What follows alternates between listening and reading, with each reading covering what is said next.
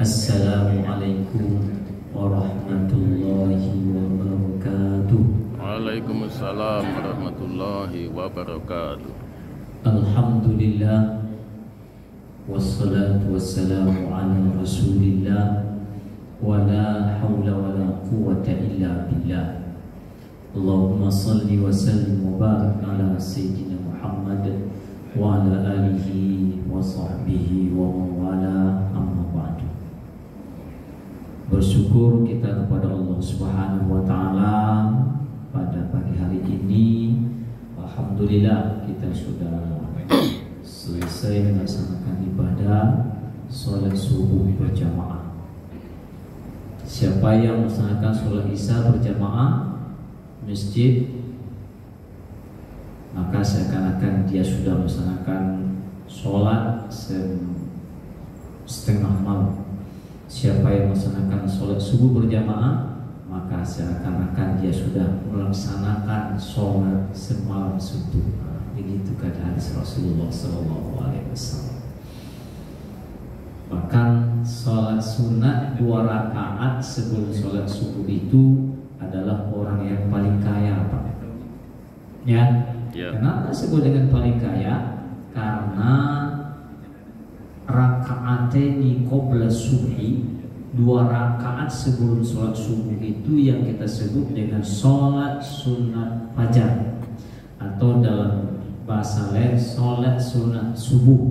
Itu waktunya setelah masuk waktu sholat dan sebelum melaksanakan sholat subuh, maka khairun, lebih baik daripada langit dan bumi dan serta apa yang ada keduanya. Itulah yang paling kaya. Kalau dia genyo kawak kini kemana dibawa? Di sana dibawa? Enggak. Hah? Enggak bisa dibawa Bapak dan Ibu sekalian. Tapi itulah yang paling baik yang dijanjikan oleh Allah Subhanahu wa ta'ala lewat lisan Rasulullah SAW. Nah, salawat dan salam untuk baginda Rasulullah SAW dengan mengucapkan Allahumma sholli ala sayyidina Muhammad wa ala ali sayyidina Muhammad. Ini sampai kapan? Tanya dulu Pak. Sampai 6 lewat 10. Sampai 6 lewat 10. Maksimum. Hah? Maksimum. Ya. Sampai selesai, mau selesai copet dan gereja. Nah, kita sampai selesai kan? Ya. Nah, so jam berapa? Terbit 6 lewat 10. 6 lewat 10. Ya. Ya, berarti jam 6 lewat 10. Oke. Bapak dan Ibu sekalian, dalam surat Al-Imran Allah berfirman, A'udzubillahi minasyaitonirrajim. Bismillahirrahmanirrahim. Wasari'u ila maghfiratin min rabbikum wa jannatin arduhas samawati wal ard uiddat lil muttaqin. Dalam surat Al-Hadid juga Allah berfirman dengan bahasa yang agak berbeda tapi tujuannya sama. Sabiqu ila maghfiratin min rabbikum wa jannatin arduha ka'ardis samawati wal ard uiddat lil muttaqin. Sama, cuma ada sedikit perbedaan bahasa. Dalam surah Al-Imran apa katanya? Sari'u. Dalam surat Al-Hadid bahasanya adalah sabiqu. Artinya sama-sama segera. Sari'u artinya cepatlah, segeralah, berlari. Itu bahasa awalnya. Kalau sabiku artinya berlomba. Orang berlomba itu pemenangnya adalah yang paling copet. Kalau berlomba tapi jalannya paling belakang, itu siput itu. Ya. Berlomba itu adalah ingin cari pemenang, Pak. Yang namanya pemenang itu adalah berlari. Kalau orang ibarat atletik itu maraton, yang paling kancang, yang paling copek sampai di finish, itu namanya sabiku. ketika ada dikaitkan dengan baca Al-Quran, makanya musabaqah, sama bahasanya, musabaqah tilawatil Quran. Musabaqah tilawatil Quran, musabaqah itu berlomba tilawah, kok tidak disebut dengan qiraah? Kenapa tak disebut dengan musabaqah qiraatil Quran? Tidak ada pun disebut. Kenapa? Karena khusus untuk membaca ayat Allah menggunakan kata perintah utslu ma uhiya ilaika minal kitab. Dalam kaitan dengan sholat, Bapak dan Ibu sekalian, perintahnya jelas. Utslu ma uhiya ilaika minal kitabi wa aqimis sholata innas sholata tanha 'anil fahsya'i wal munkar. Bacalah apa yang diwahyukan, Al-Quran yang diwahyukan kepadamu, lalu setelah itu kau dirikan sholat. Perintahnya sampai situ. Baca dulu baru perintah untuk sholat. Awak sholat dulu baru belakangan. Nah, itu gaya Bapak dan Ibu sekalian. Yang penting sholat Ustaz. Acaranya awak sholat. Kalau seandainya nenwak baca ketika sholat itu hampa. Tadi aku yang dibaca surat pertama.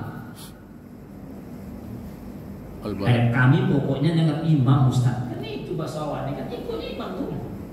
Tapi paling tidak Bapak paham Pak apa yang dibaca di ayat surat pertama imam tadi. Al-Balad. Al-Balad. Apa isinya? Negeri.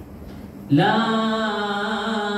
uqsimu bihadzal balad wa anta illum bihadzal balad wa walidin wa ma walad laqad khalaqnal insana fi kabad. Bahasanya aku bersumpah dengan negeri ini.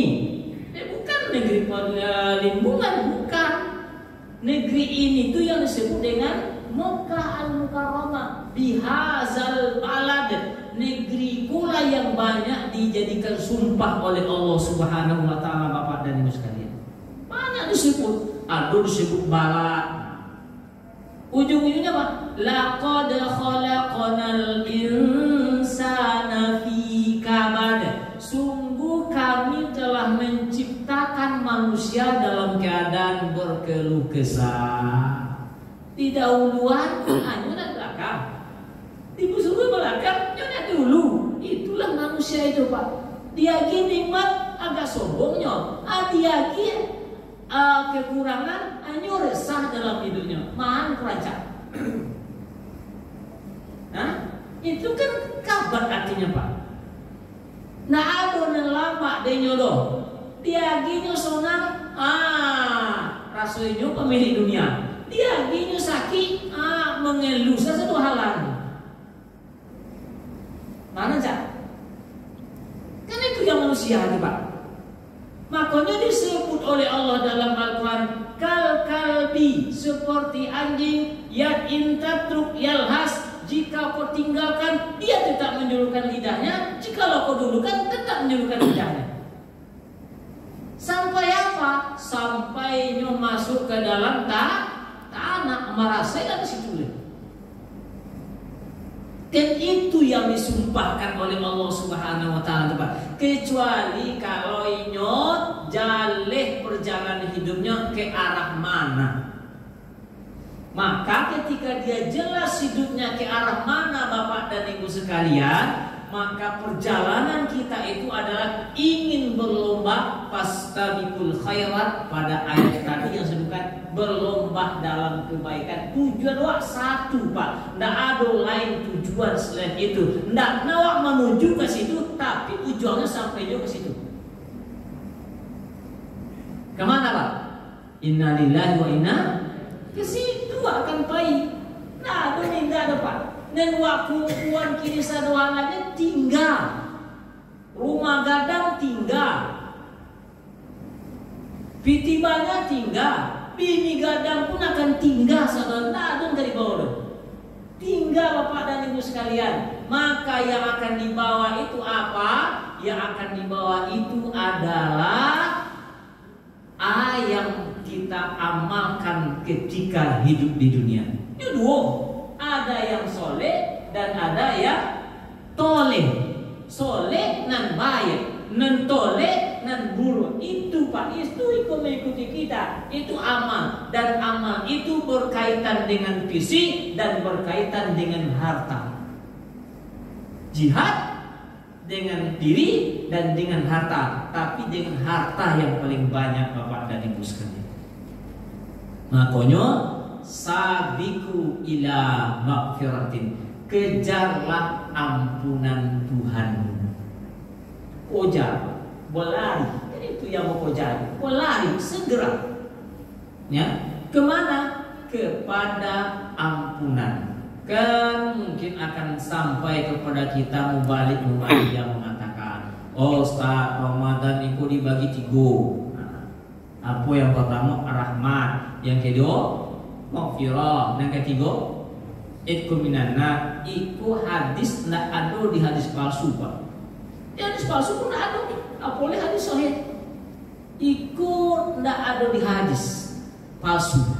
Tadi mana orang dapatnya tidak tahu. Sebab apa Bapak dan Ibu sekalian? Sebab dalam bulan Ramadan itu siang hari lah disiapkan ampunan, malam hari dan disiapkan ampunan oleh Allah. Nah, itulah yang baca hadisnya. Apa kata Rasulullah? Man shoma Ramadhana imanan wa ihtisaban ghufira, diampuni. Man qoma Ramadhana imanan wa ihtisaban ghufira, diampuni pula. Puasa siang hari, qiyamul lail malam hari. Jadi saat siang ada kesempatan ampunan, saat malam ada kesempatan ampunan. Untuk aku lagi maghfirah ketika seperti kelompok yang kedua tidak ada lagi Pak. Makanya bertentanganlah apa yang disampaikan ada rahmat maghfirah benar dengan hadis yang sahih yang jelas ada di kitab Sahih Bukhari Muslim. Siangnya ada ampunan, dengan apa? Karena puasa. Malamnya ada ampunan, kenapa? Karena qiyamul lail. Bahasa awalnya tarawih. Tarawih itu bahasa kitonya adalah santai sembahyangnya. Cuma santainya sembahyang, baca ayatnya rancak-rancak. Ketika rukuk sujudnya copetnya luar biasa. Padahal ketika rukuk dan sujud itulah yang memang dibenarkan Pak. Bapak baca subhanallah subhanallah subhanallah sami Allah liman hamidah Allahu akbar. Baca subhanallah subhanallah. Iku kan memuji Pak. Bapak poilah ke pejabat pujinya. Apa namanya kan? Itu kecilnya. Apa lewat memuji Allah Pak. Bacalah dengan benar. Makanya imam yang itu baca dengan benar Pak. Bukan mengejar rakaat yang kita butuhkan, tapi bagaimana kualitas sholat itu yang dibutuhkan. Itu yang disebut dengan ihtisaban. Subhana rabbiyal azimi wa bihamdi, resapi maha suci Allah, dengan itulah aku memujimu. Disucikan semuanya. Sujud pun demikian. Subhana rabbiyal a'la wa bihamdi, maha suci engkau yang maha agung, yang maha tinggi, dengan itulah aku memujimu. Wa bihamdi, aku puji. Masuk ke dalam hati Pak. Mulia, nampak kedengaran oleh kita, nampak dalam hati kelakuan dan kemuliaannya. Itulah wa merasa takut di hadapan Allah Subhanahu wa taala. Dilakukan itu malam hari Pak, bukan menjadi jumlah rakaatnya, maka terasa nikmatnya beribadah itu di hadapan Allah Subhanahu wa taala. Awak beribadah kini dari tahun pertama tahu sampai kini bacanya alhaakumut takasur hatta zurtumul maqabir kalla sawfa ta'lamun. Itu aja udah sampai gini. Cuma dia suan-suan harusnya. Dia suan-suan. Kini mungkin surah Al-Baqarah dulu. Tadi yang mau sholat, yang mau baca malam surah Al-Baqarah. Apa Al-Baqarah? Bara'atum. Kadang-kadang mau jadi imam Pak, kadang-kadang nggak mau. Tapi ya malam itu itulah insyaallah kamu baca. Apa ada mau kadang-kadang. Itu harus diulang dulu. Nah, jadi sari'u ila maghfiratin, kejarlah ampunan Tuhan. ampunan Pak. Apa ampunan kau? Bahasa adalah maghfirah, tutup dosa. Aduh ya awak yang tak punya dosa. Coba ngaku. Aduh nah yang punya dosa. Bebas daripada dosa dan kesalahan. Ada enggak? Enggak ada Pak. Ya. Maka kullu bani Adam khati'un. Sebaik-baik yang berdosa, setiap anak Adam adalah orang, setiap anak Adam pasti dia berdosa.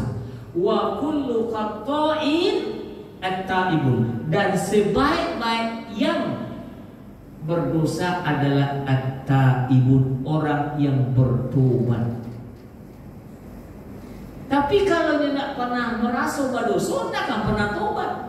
Tapi kalau dia merasa berdosa, maka dia akan bertobat kepada Allah Subhanahu wa Ta'ala. Apa yang akan didapatkan oleh orang bertobat? Yang pertama, tentu akan diampuni Pak. Dan yang kedua, bukan hanya sekedar diampuni, dihapus dosanya. Yang kedua, boleh jadi keburukannya akan diganti dengan kebaikan oleh Allah Subhanahu wa Ta'ala. Illa man taba wa amana wa amila salihah, kecuali orang yang beriman dan bertobat, wa amila amalan salihah, dan melakukan amal soleh, faulaika yubaddilullahu sayyiatihim hasanat, maka Allah akan mengganti perbuatan-perbuatan yang buruknya dengan kebaikan. Luar biasa. Intinya tobat. Ya, diganti nan buruk dengan yang baik. Tobat.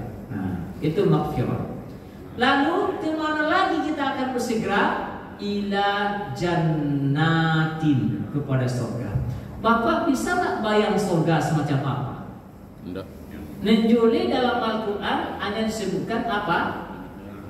Jannatun tajri min tahtihal anhar, surga yang mengalir di bawahnya sungai-sungai. Karena orang Arab itu dulu jarang melihat sungai Pak. Makanya digambarkan surga itu ada sungai-sungai. Nah, di Arab itu sungai begini baru kayak ya, nah ada gersam. Makanya orang Arab itu ketika mendengar itu, kalau wajib matunya Pak, dia mendengar keindahan itu. Ya, kalau Hawa biasa itu kenapa banyak sungai di awak, termasuk sungai Siak. Tengoklah sungai Siak itu. Ya, banyak.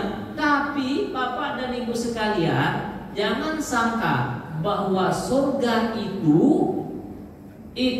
menurut hadis Rasulullah itu seperti ada kapling-kaplingan Pak, penghuni-penghuni ada kaplingan. Tapi alun tentu ada rumah di situ lain. Ya, makanya kalau dibuat bangunan Pak, minimal TV 21 jadilah. Ada nggak cara membangunnya? Masuk surga nggak ada bangunan, nggak ada tumbuh-tumbuhan, nggak ada pisang, nggak ada mangga, nggak ada buah-buahan yang lainnya. Semua itu dibuat di dunia ini Bapak dan Ibu sekalian. Kalau di surga tadi hanya tinggal nikmati. Mau TV berapa waktu situ? Mau ingin bangunan apa? Maka dibuatnya di sini. Makanya disebut oleh Rasulullah SAW, mau bangun apa? Mau bangun TV atau mau bangun istana? Atau cukuplah, pokoknya masuk surga aja Ustaz. Makanya disebut kalau mau bangunan rumah ada dua cara. Apa cara yang pertama?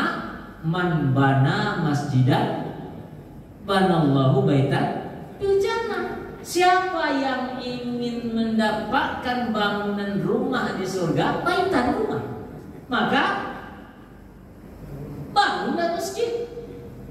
Berapa modal masjid? Tergantung. Minimal bangunan masjid itu kan hadis Rasulullah adalah sebesar sarang burung. Sarang burung paling ketek itu mungkin burung pipit itu ya. Nah, itu paling kecil kata Rasulullah. Tapi walaupun sekecil itunya ikut membangun masjid, maka Allah pasti akan bangunan sebuah rumah di surga. Tapi kalau tidak ada, ya payah mendapat rumah empat. Itu satu.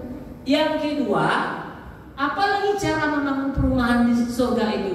Yang kedua adalah siapa yang melaksanakan sholat 12 rakaat mengiringi sholat fardu. Itu sholat rawatib, Pak.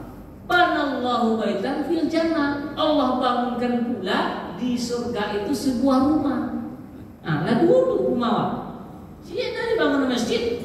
Kini membangun masjid bukan visi aja Bapak dan Ibu sekalian. Karpet kok udah lunas sampai kini, Le? Nah, masih ada. Itu termasuk Bapak dan Ibu sekalian. Ya, jadi kalau mau dapat bangun surga, coba lunasan karpet.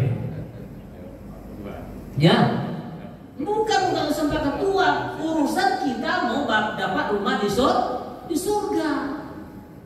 Bukan urusan kedua. Ini urusan siapa yang ingin mendapatkan bangunan rumah di surga. Hadis Rasulullah, kecuali tidak percaya dengan Rasulullah.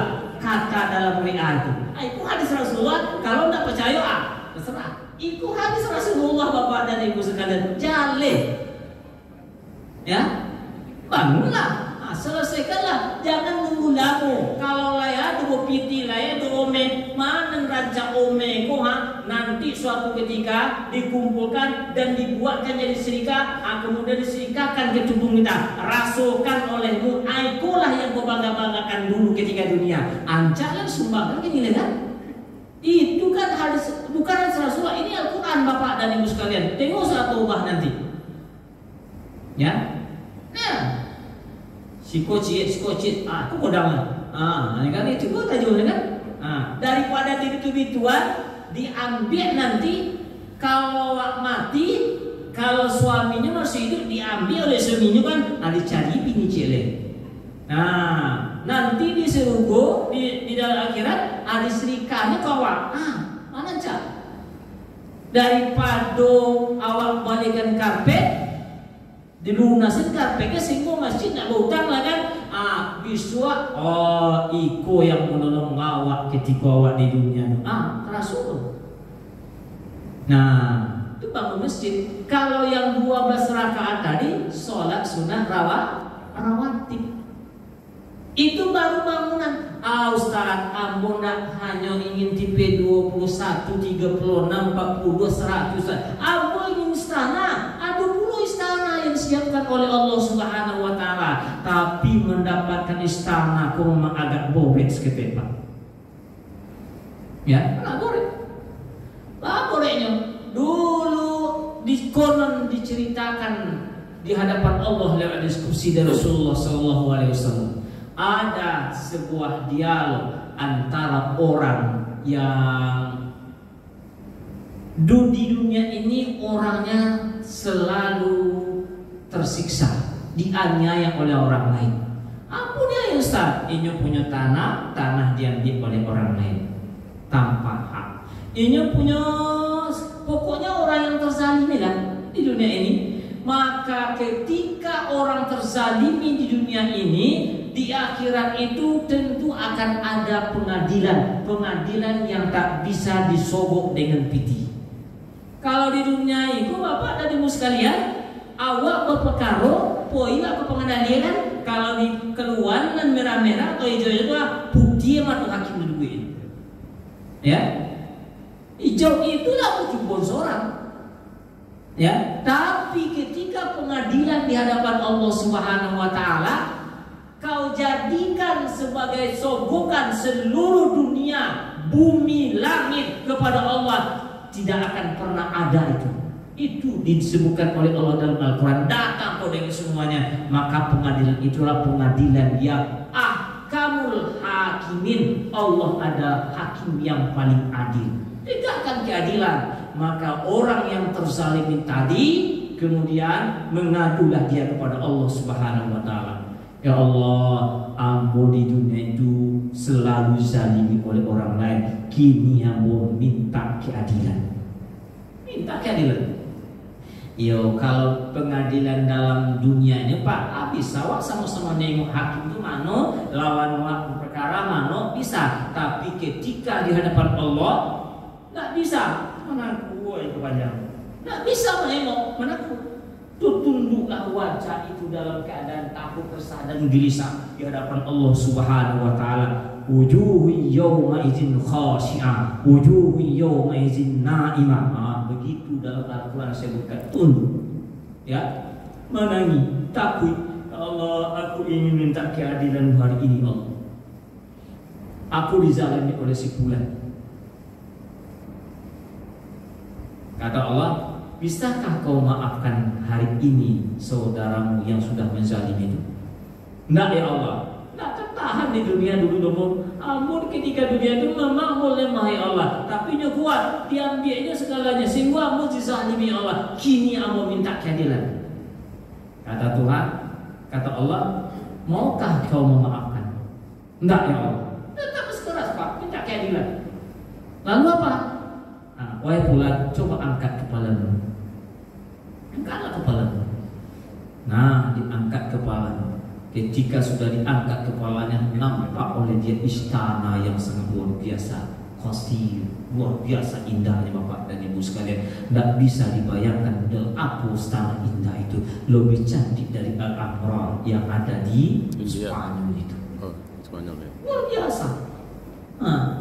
Istana apa? Kalau yang kecil, istana siap kecil, Alhamdulillah itu luar biasa Pak.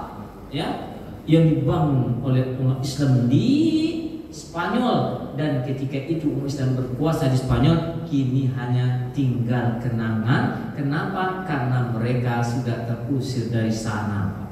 750 tahun mereka umat Islam di Spanyol terusir.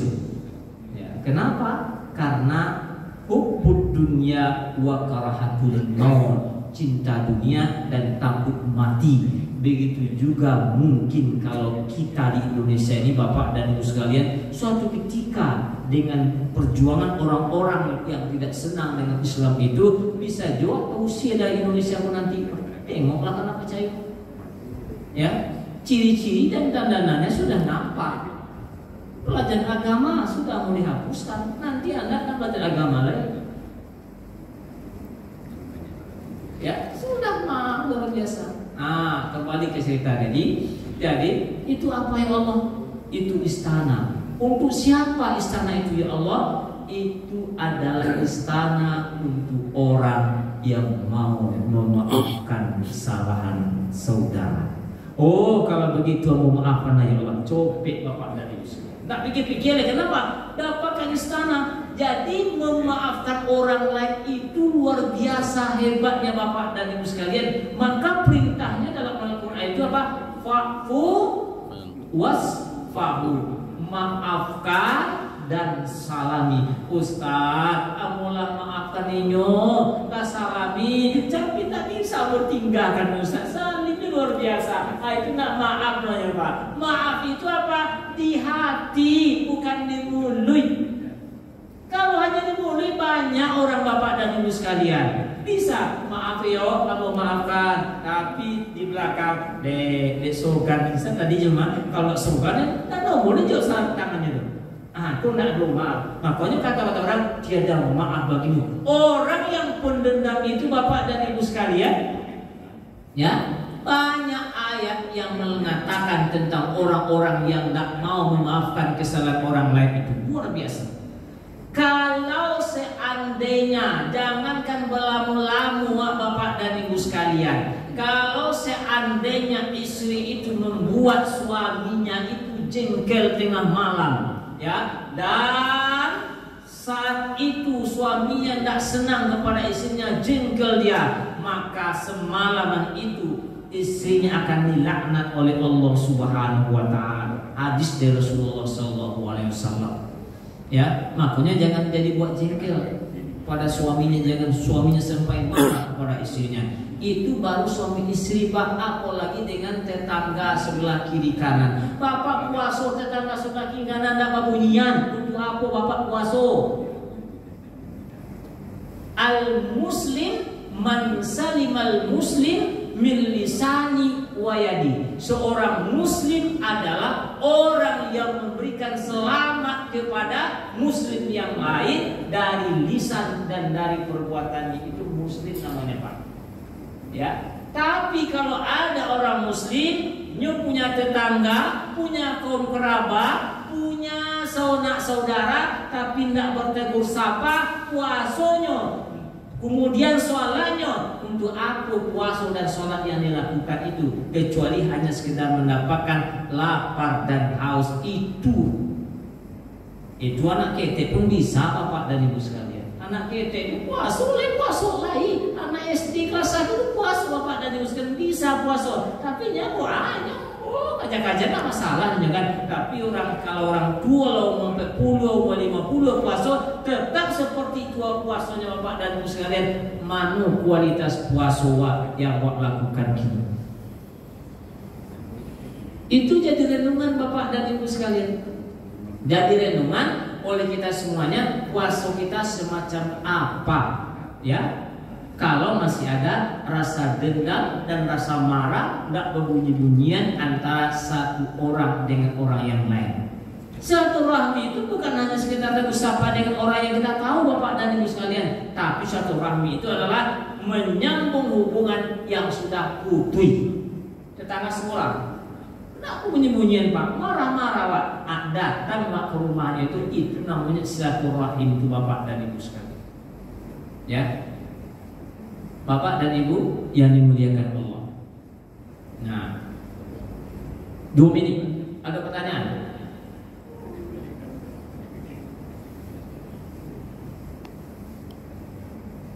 Sengaja ada waktu 2 menit. Kalau mau cerita Mbak Kantu, tapi Bapak di situ belakang angkatan itu ada juga. Ya. Ini sebab kalau di masjid itu memang yang bikin orang tenang, makin tenang. Makanya ada orang tak pernah lolo, tak bisa kantuk segala macam, lah diboleh ubek, lah diboleh ubek lolo, tak jual lolo tu. Ambo juga datangnya ke masjid, datang ke masjid kan, waktu Jumat itu khatib mulai assalamualaikum, hanya mulai kok. Baca mulai khutbah, alhamdulillah, akhirnya khatib api-api di atas mimbar, akhirnya ya di bawah. Makanya lama lalu di masjid itu, Pak. Iya, Pak. Awalnya minta maaf, Ustaz. Tapi nama mau awal aja terus. Ya, Bapak dan Ibu sekalian, awaklah minta maaf, ini tidak memberi maaf. Itu urusan inyo, tidak urusan awak. Ya, itu urusan inyo. Awaklah minta maaf dan kesalahan inyo pun dimaafkan. Awak tugas dan kewajiban awaklah selesai. Kalau inyo terserah inyo lagi. Tidak usah awak, jangan harus pulang, dia harus pulang orang lain lah. Nah, lo bila turun kan orang lain kan, terserah inyo lah. Inyo yang menanggung akibat daripada perbuatannya. Wala tajiru waziratun. Setiap orang hanya menanggung perbuatan yang dia lakukan. Orang lain tidak akan ditanggung, Bapak dan sekalian. Jadi ketika orang minta maaf, tadi yang kita menyerahkan, ya udah. Jangan pas sekolah awas sama mampu. Bahaya betul kan? Kalau udah diminta maaf, tidak dimaafkan, ya sudah. Tugas hanya itu, ya. Yang perlu diancam orang lain, awas sama dimaafkan nanti. Tengoklah. Mengunci itu malam tadi sama luar aja kan? Tak perlu semacam itu, Bapak dan Ibu sekalian. Tugas buat minta maaf. Kalau dimaafkan, alhamdulillah. Tidak dimaafkan, awaklah selesai itu. Yo. Jadi ada kurang adil bahwa istri menjengkelkan suami dilaknat Allah itu malam menjelang subuh. Ya. Nah, kalau suami yang membuat jengkel ada. Bapak dan Ibu sekalian, dibandingin tidak apa ya.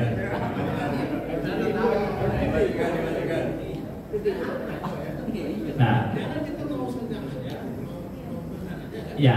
Jadi gini Pak, Wa in jahadaka litusyrika bima laysa laka bihi ilmun fala tuti'huma wa sahibuhuma fid dunya ma'rufa wattabi' sabila man